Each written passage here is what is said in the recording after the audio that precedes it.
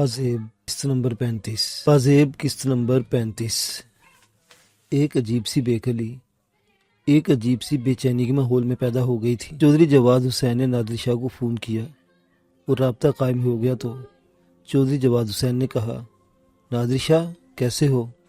ٹھیک ہوں بھائی جان، خیریت؟ کہاں سے بات کر رہے ہیں اور کب تک باہر رہنے کا ارادہ ہے؟ بھائی غم غلط کر رہا ہوں اپنے دوست کی موت کا، اور پھر بہت عرصے کے بعد بھاگ دوڑ ختم ہوئی ہے، ورنہ جب بھی تمہارے پاس آتا تھا ایک خیال ذہن پر طاری رہتا تھا کہ واپس گھر جانا ہے، اور اس واپس جانے کے چکر میں کسی سے ڈھنگ سے ملاقات بھی نہیں ہو سکتی تھی۔ اب ذرا تسلی ہوئی ہے، سب لوگوں کے پاس وقت گزارنے کا ارادہ ہے۔ پہلے نظام الدین کے گھر گیا تھا اور وہاں بڑا اچھا وقت گزرا۔ اس کے بعد غیاث الدین کے پاس آیا ہوں گجرات، بڑا اچھا لگ رہا ہے، بہت خوش و خرم وقت گزر رہا ہے۔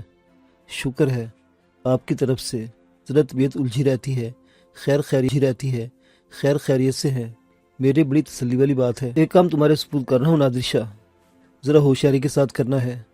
تم نے اکرام کا تذکرہ کیا تھا مجھ سے نادر شاہ، ابھی کوئی تفصیل نہیں بتاؤں گا جب تک تم مجھے تفصیل مہیا نہیں کرو گے۔ سمجھا نہیں بھائی جان؟ نادر شاہ کا دل دھک سے ہو گیا تھا، پتہ نہیں اکرام کے بارے میں کیا بات ذہن میں آئی تھی۔ جو جواد بھائی کے کہیں تذکرے تو نہیں کیا کسی سے؟ بیٹی کا رشتہ کہیں کر رہے ہیں؟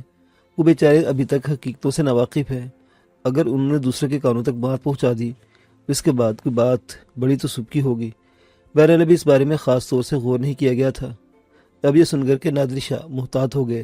جواد حسین نے کہا، میں چاہتا ہوں کہ تم فوری طور پر اکرام کے بارے میں تفصیلات معلوم کر کے مجھے اطلاع دو۔ تفصیلات؟ بھائی جان میں سمجھا نہیں۔ جواد حسین نے کہا، نادر شاہ تمہیں بتائے بغیر کوئی چارہ کار نہیں ہے، اکرام یہاں غیاث الدین کے گھر موجود ہے۔ کیا؟ نادر شاہ اچھل پڑا۔ ہاں، لیکن حد تک محدود رہے، کسی کو کچھ بتانے کی ضرورت نہیں۔ اکرام کے بارے میں مجھے تفصیل درکار ہے۔ وہ کسی حادثے کا شکار ہو کر یادداشت کھو بیٹھا ہے، اس کے چہرے اور جسم پر بے شمار زخم ہیں۔ ویسے تو اس کا علاج ہو رہا ہے اور ٹھیک حالت میں ہے، لیکن اپنے نام کے علاوہ اسے کچھ یاد نہیں۔ ذرا تفصیل سے بتاؤ، اور رب نواز شاہ کے بارے میں تفصیلات معلوم کرو۔ انہیں اکرام کے ساتھ پیش آنے والے حادثے کے بارے میں کچھ معلوم بھی ہے یا نہیں، یہ تفصیل جلد سے جلد مجھے فراہم کرو۔ جی بھائی جان، میں خود یہ معلومات حاصل کر کے آپ کے پاس گجرات پہنچ رہا ہوں۔ اس سے اچھی تو اور کوئی بات نہیں ہوگی۔ ناصرہ کو بھی لیتے آؤ، غیاث الدین بہت خوش ہوں گے۔ جی بہت اچھا، خدا حافظ۔ نادر شاہ کے ہاتھ پیر پھول گئے۔ بڑی انوکھی تفصیل سامنے آئی تھی۔ معلومات کافی حد تک تو حاصل ہو گئی، جس سے زیادہ معلومات اور کیا ہو سکتی تھی۔ ساری تفصیل اخبارات میں چھپی تھی اور ذاتی طور پر بھی اس لیے معلوم ہو گئی تھی کہ علی شاہ بھی اس اسکول میں پڑھتا تھا۔ پھر بھی مزید معلومات حاصل کی، البتہ یہ بات ذہن میں رکھی کہ تمام معاملات خفیہ رہے، کسی کو کچھ نہیں بتانا۔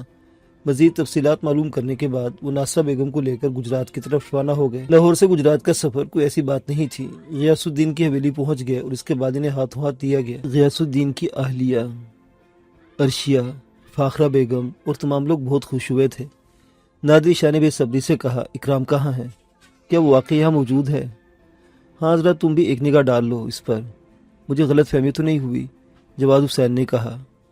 عرشیہ، فاخرہ بیگم، غیاث الدین، تمام لوگ اس کمرے میں پہنچ گئے جو اکرام کے لیے مخصوص تھا۔ اکرام اس وقت بھی کمرے میں خاموش بیٹھا خلا میں گھور رہا تھا۔ نادر شاہ نے اکرام کو دیکھا اور اپنے بیٹے کو آواز دی، علی شاہ ذرا دیکھو۔ علی شاہ خود بھی عجیب و غریب کیفیت کا شکار نظر آ رہا تھا۔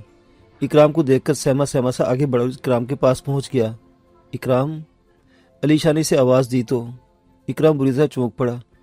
علی شاہ کو دیکھ کر اپنی جگہ سے اٹھا، اس کے چہرے پر ایک مسکراہٹ آئی، وہ آگے بڑھا اور اس کے بعد گیا سا اور علی شاہ کو دیکھنے لگا۔ ابو، یہ اکرام ہی ہے، علی شاہ نے پر اعتماد لہجے میں کہا۔ اکرام بیٹے، اپنے دوست کو پہچان گئے؟ علی شاہ ہی یہ۔ اکرام ایک بار پھر گمسم سا ہو گیا۔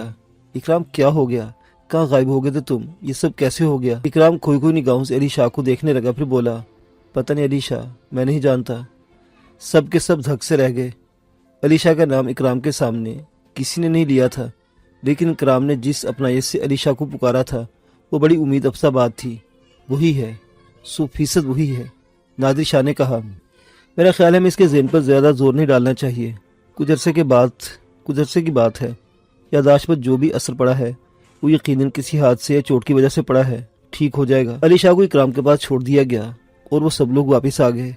نادر شاہ کے چہرے پر شدید تشویش کے آثار تھے۔ بیوی سے مشورہ کیا اور ناصرہ سے یہی کہا تھا کہ بلا وجہ چور بنے رہنے سے کیا فائدہ، تفصیل بتا دی جائے۔ اتنے غلط آدمی نہیں ہے کہ اس بھول کا برا مان جائے۔ سب لوگ ایک ہی کمرے میں آ بیٹھے۔ ہاں بھائی، کیا معلوم کیا تم نے؟ اس بات کی تصدیق تو تم بھی کر چکے ہو کہ اکرام ہی ہے۔ اس کا مطلب ہے کہ اکرام وہاں نہیں ہے۔ میرا مطلب ہے لاہور میں۔ بھائی جان، بڑی تفصیل سے معلومات حاصل کی ہے میں نے، خاص طور سے اس تصور کے تحت جو آپ سے بیان کیا تھا۔ ہاں کیوں نہیں، یہ اکرام ہی ہے نا، 100% اکرام ہی ہے، اور اس میں کسی بات کا شک و شبہ نہیں ہے۔ مگر یہ ہوا کیا؟ اور رب نواز شاہ، میں آپ کو تفصیل بتا رہا ہوں۔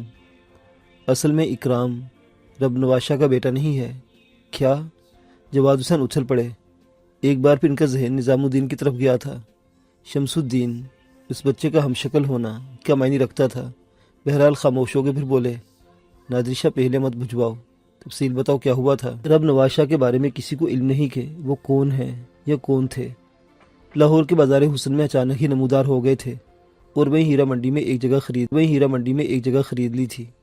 اپنے 4 دوستوں کے ساتھ ہیرا منڈی میں نہایت ہی خوشگوار وقت گزارتے رہے۔ اکرام ہیرا منڈی کی ایک طوائف کوثر جہاں کا بیٹا ہے۔ کوثر جہاں کے اس بیٹے کو رب نواز شاہ نے پال لیا تھا اور اسے اپنی اولاد کی جگہ دی تھی۔ بہت محبت کرتے تھے وہ اس سے، بہت ہی دولت مند آدمی تھے۔ اکرام کے لیے باقاعدہ ایک کوٹھی خریدی گئی اور وہاں اسے شاہانہ شان و شوکت کے ساتھ قیام پذیر کیا گیا۔ انہوں نے اسے ہیرا منڈی سے اٹھا لیا تھا اور ایک باعزت مقام دینے کی کوشش کر رہے تھے۔ وہ اکرام کے سلسلے میں انتہائی جذباتی تھے۔ چنانچہ راجہ دلاور کے بیٹے راجہ سخاوت کو اکرام کے سامنے ہزیمت اٹھانا پڑی تو راجہ دلاور نے کوششیں کر کے بات اسکول کے انتظامیہ تک پہنچا دی کہ اکرام ایک طوائف زادہ ہے۔ انتظامیہ نے اکرام کو اسکول سے نکالنے کا نوٹس دے دیا۔ رب نواز شاہ نے ان کی خوشامدگی سے کہا کہ ویسا نہ کریں، اس بچے کا اعلیٰ مستقبل کا سوال ہے، لیکن انتظامیہ نہ مانی۔ تب رب نواز شاہ نے کہا کہ اگر اکرام اسکول میں نہیں پڑھے گا تو کوئی بھی نہیں پڑھے گا۔ انہوں نے راجہ دلاور کی ناک کاٹ لی اور اسکول کو جلا کر خاکستر کر دیا۔ اس کے بعد وہاں سے فرار ہو گئے۔ یہ ہے اس بدنصیب کی داستان۔ حادثہ کیسے ہوا، باقی سارے معاملات کیا تھے، یہ اللہ جانتا ہے، مگر بھائی جان آپ مجھے قصوروار نہ قرار دیں۔ باخدا ایک اعلیٰ ترین شخص سے دیکھی تھی جس کا اعتراف آپ نے بھی کیا تھا۔ بس یہ خیال دل میں آ گیا کہ جواد حسین شاہ سکتے کے عالم میں آ گئے تھے۔ اس بات نے دل پر بڑا اثر کیا تھا کہ اکرام طوائف زدہ نکلا۔ ظاہر کے بیٹی کے باپ کی نگاہ سے اکرام کو دیکھا تھا اور اتنا ہی پسند آیا تھا انہیں کہ وہ اکرام کے خوابوں میں کھو گئے تھے۔ شمانہ تو خیر معصوم سی لڑکی تھی، اس کے دل کے اندر کیا کچھ تھا شاید کسی کو کچھ معلوم نہ ہو پاتا، لیکن خود چودھری جواد حسین شاہ کو جو دھچکا لگا تھا وہ غور کرنے کے قابل تھا۔ بڑے عجیب و غریب حالات پیدا ہو گئے تھے۔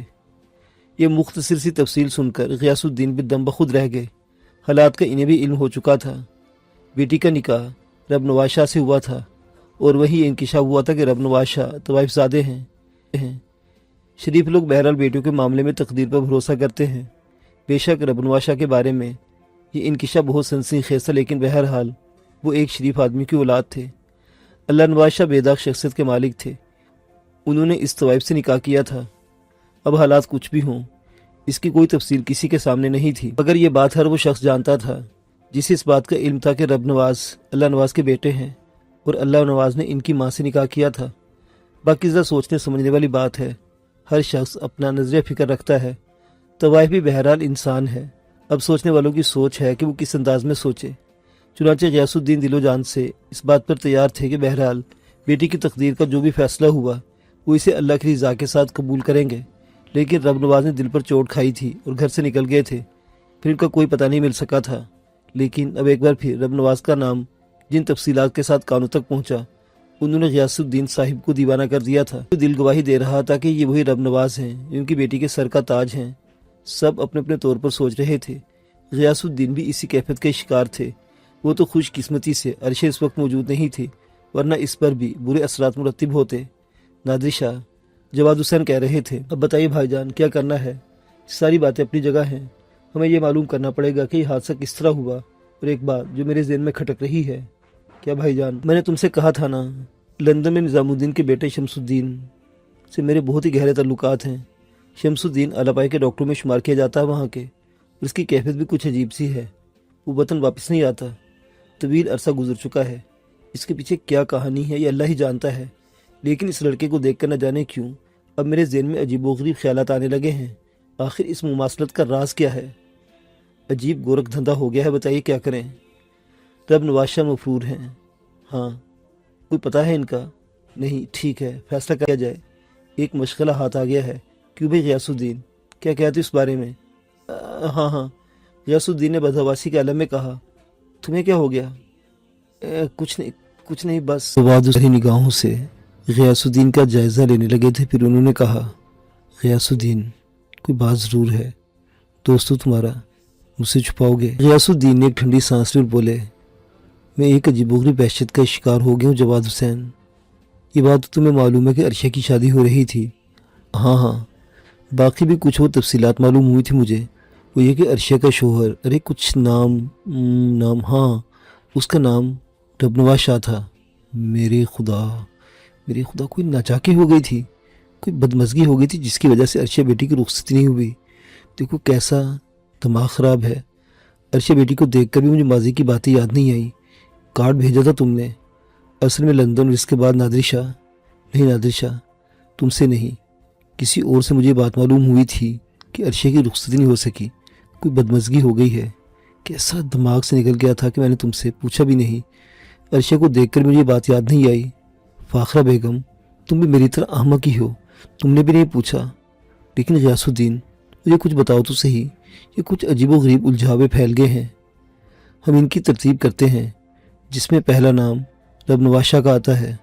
ربنواز شاہ، جس کے بارے میں پتہ چلا کہ وہ طوائفوں کو ڈیرے میں اس کا بھی کوئی پس منظر معلوم ہوتا ہے۔ اس کا پس منظر جانتا ہوں، غیاث الدین نے کہا۔ ہاں، نادر شاہ نے بتایا تھا، اب میں ان گزرے واقعات پر گھوڑے دوڑا رہا ہوں۔ نادر شاہ نے بتایا تھا کہ ربنواز شاہ کسی طوائف کی اولاد تھے، ایسی بات ہے نا؟ ہاں، اللہ نواز نے اس طوائف سے شادی کی تھی اور اسی کی بدن سے ربنواز شاہ پیدا ہوئے تھے۔ طوائف کا انتقال ہو گیا، اللہ نواز کی دوسری شادی ہو گئی، یہ شاید پہلے سے تھی۔ ان کی بیگم کے ہاں کوئی اولاد پیدا نہ ہوئی اور ذکی بیگم نے رب نواز کو اپنی اولادی کی طرح پالا۔ رب نواز کو کانو کان خبر نہ ہو سکی کہ وہ کسی طوائف کی بطن سے پیدا ہوئے تھے۔ شادی والے دن مہمان آئے اور کسی مہمان نے اللہ نواز سے سوال کر دیا کہ انہوں نے جس طوائف سے شادی کی تھی اس کا بیٹا کہاں ہے، کیونکہ اس بیٹے کی پیدائش کی اطلاع ان مہمان کو تھی۔ تب رب نواز پر یہ انکشاف ہوا کہ وہ طوائف کے بطن سے پیدا ہوئے ہیں۔ باپ سے احتجاج کرتے ہوئے گھر سے نکل گئے اور اس کے بعد لاپتہ ہو گئے۔ ذرا غور کرو اس بات پر، ایک شخص جو ایک جذباتی حادثے کا شکار ہوا، یہ انکشاف ہونے کے بعد کہ وہ کسی رئیس ابن رئیس ہونے کے باوجود ایک طوائف زادہ ہے، کیا گزری ہوگی اس پر، اور پھر اسی جذباتی حادثے کا شکار ہو کر طوائفوں کے اس محلے میں رہائش اختیار کر لی، شاید اس احساس کے ساتھ کہ وہاں وہ ماحول ہے جس کی ماں کا ماضی ہے۔ یہ ایک جذباتی بات ہو سکتی تھی۔ اس نے وہ جگہ آباد کر لی اور پھر اسے وہاں اکرام نظر آیا جو اس کا اپنا عکس تھا۔ اکرام کی شخصیت اتنی مسحور کن تھی کہ رب نواز شاہ اس کے لیے جذباتی ہو گیا، یہ سوچ کر کہ اکرام بھی اسی راستے کا مسافر ہے جس راستے پر رب نواز شاہ چلا تھا۔ میرے خدا، اس نے اکرام کو اپنی اولاد بنا لیا تھا اور ایک اعلیٰ مستقبل کے لیے کوشش کرنے لگا، یہاں تک کہ ایسی ایک جذباتی کیفیت کے شکار ہو کر اس نے اسکول کو آگ لگا دی۔ سارے الجھے دھاگے سلجھتے جا رہے ہیں۔ اب ہم آ جاتے اکرام پر۔ اکرام ہیرا منڈی کے ایک طوائف کا بیٹا ہے، اور نہیں بھائی جان، یہ لمبی داستان ہے، بڑا لمبا چکر ہے۔ اب ذرا ہمیں یہ معلوم کرنا پڑے گا کہ طوائفوں کے اس محلے سے شمس الدین کا کیا تعلق رہا۔ خدا کی قسم، یہ تو بڑی پراسرار اور پیچیدہ کہانی بن گئی۔ نادری شاہ، کیا کہتے ہو؟ بھائی جان، آپ مجھ سے سوال کر رہے ہیں، میں خود اس کہانی میں اس قدر کھو گیا ہوں کہ آپ کو بتا نہیں سکتا۔ یہ ڈرامہ کرنا پڑے گا، بڑا لمبا ڈرامہ کرنا پڑے گا، یہ پتہ کرانا پڑے گا کہ اکرام آخر شمس الدین کا ہم شکل کیوں ہے۔ بات ذرا بری سے ہی، لیکن معلوم تو کرنا پڑے گا۔ میرے خیال میں معلومات کرتے ہیں، اور اتفاق کی بات ہے کہ ہم لوگ اسی معاملے میں براہ راست الجھے ہوئے ہیں۔ مل جل کر سوچنا ہوگا، اکرام کی حفاظت کا مزید بندوبست کر لیا جائے۔ وہ یہاں ہے، اس کی کسی کو خانو کان خبر نہیں ہونی چاہیے۔ حکیم شبیر حسین کا کہنا ہے کچھ دن بعد وہ خود بخود معتدل ہو جائے گا۔ خدا کرے یہ سب کچھ ہو جائے تو پھر اب اس سلسلے میں کوئی لاہ عمل مرتب کیا جائے۔ ہاں بالکل، میرا خیال ہے ہمیں اللہ نواز کو بھی اس معاملے میں شامل کرنا ہوگا۔ نظام الدین سے بھی رابطہ قائم کرنا پڑے گا۔ اچانک ہی جواد حسین شاہ ہنس پڑا اور سبھی سے دیکھنے لگے۔ کیوں جواد حسین، ہنسی آئی کیوں؟ یار، ایک دلچسپ مشغلہ مل گیا ہے، یہ تو بڑی چمکھی والی بات ہو گئی۔ دیکھنا پڑے گا اور سوچنا پڑے گا کہ کیا کر سکتے ہیں ہم۔ واہ، مزہ آ گیا، واقعی مزہ آ گیا، واہ مزہ آ گیا، واقعی مزہ آ گیا۔